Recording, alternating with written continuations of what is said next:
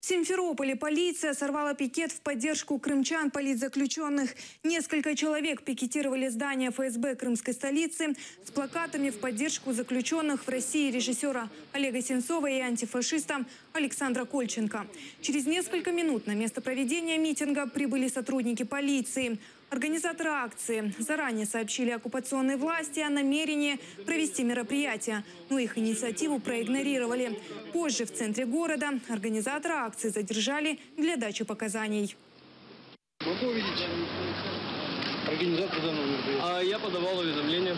Очень приятно. Моя фамилия Дупанович Константин Валентинович. Я начальник отдела охраны общественного порядка города Симферополя. Я, Алексей Шестакович, подал уведомление.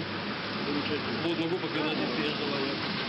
Вас согласовало мероприятие? Я послал по почте уведомление получил.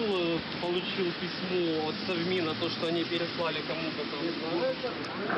Но не вышел на связь, у меня с ними контакта нет.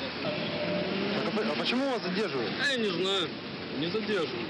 А зачем вы не задерживают? Нет, приглашаем для дачи объяснений. Пусть вот у тебя Путин будет. Я пока к себе. Так, а дайте какую-нибудь ручку, бумагу, если что. Если есть. Бумаги.